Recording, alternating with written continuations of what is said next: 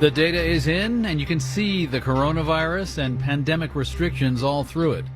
Marketplace Morning Report is supported by GEP, helping transform supply chains with strategy, services, and software, including GEP Smart and GEP Next, AI-based digital procurement and supply chain platforms.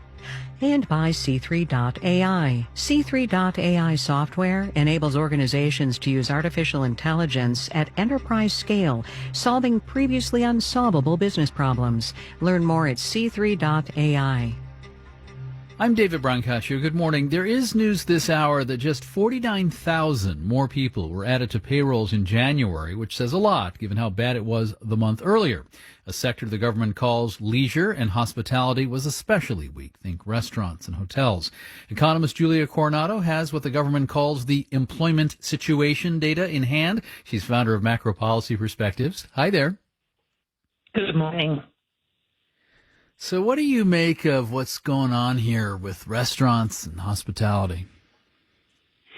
So we lost another 61,000 jobs in leisure and hospitality after a downward revised loss of 536,000 in December. So this is really the epicenter of just tremendous job loss that is tied to that pandemic. And all of the jobs that we got this month can be accounted for by state and local governments. So the weakness was in retail. It was actually even in construction. It was pretty broad-based. Wow, these were dark days in January. The government is highlighting the drop in the unemployment rate, down 0.4% to 6.3% for January. Do we need to really focus on that? It's a little bit of a statistical anomaly. We benchmarked the data to the population, and the population is smaller than we thought. So smaller population, lower unemployment rate. It's not tied directly to the month's jobs number. Always good to talk to Julia Coronado, the economist at Macro Policy Perspectives. Thank you so much. My pleasure. Marketplace's Mitchell Hartman now says a longer-term return to full employment will require massive new hiring. Job postings crashed after the pandemic hit. At the job website Indeed, they went down around 40%. As the economy's reopened, the number of jobs on offer has crept back up, and postings are now at the same level as a year ago. Now, that does not mean we have fully reached a recovered labor market. Far from it. That's Anne-Elizabeth Kunkel, an economist at the Indeed Hiring Lab. We want to see job postings remain at an elevated level compared to their pre-pandemic baseline so that we can pull back all those people that don't have jobs right now, pull them back into the labor market. Recovery in the job market so far has been wildly uneven, says Kunkel. Demand for workers is very strong in sectors that have been juiced by the work and shop from home boom. We see loading and stocking, which you can think of primarily as warehousing. That is up 30%. Some other sectors that are up are construction as well as pharmacy. Some of that is likely driven by the vaccine push. On the other hand, job postings for bars and restaurants and hotels and travel are still down by double digits. For hiring to pick up, consumer demand needs to bounce back, says Dave Gilbertson at payroll processor UKG. We're still seeing businesses about 10 to 15% less busy now than they were a year ago. And that's translated to a continual struggle to reaccelerate hiring. And Gilbertson says jobs lost in the pandemic can't come back if the employers aren't around anymore. We know that about 1 in 6 small businesses that were in operation before the pandemic have now closed their doors and probably are not coming back again.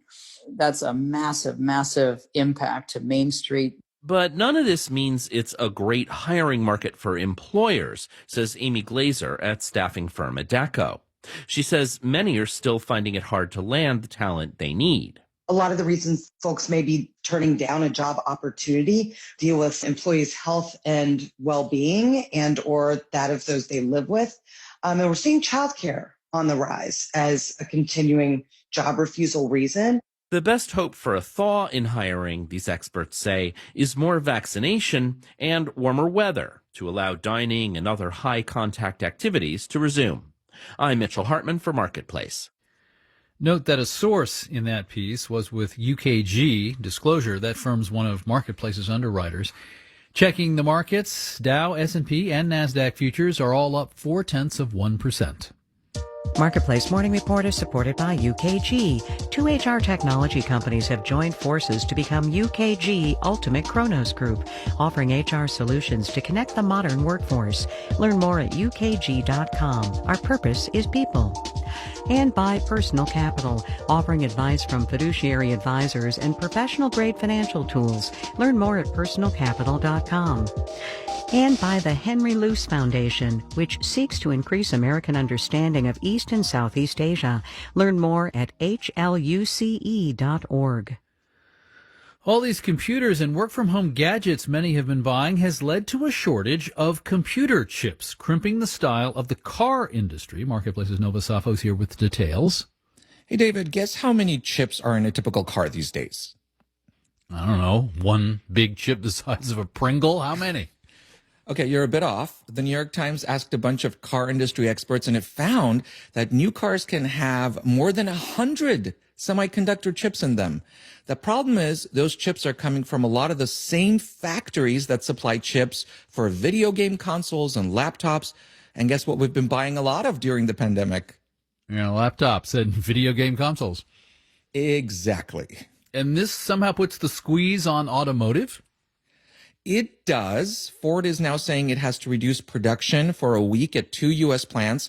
Both make Ford's most popular model, the F-150 pickup truck.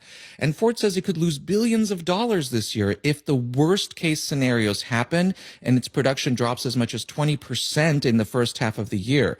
And I don't mean to pick on Ford alone. We've seen car company after car company announce production impacts. GM, Volkswagen, Toyota, and a whole bunch of others, David. All right, Marketplace's Nova Safo. We're following news this morning that the Consumer Financial Protection Bureau is now looking into the payment by app company Venmo for what's called unauthorized fund transfers and collection processes.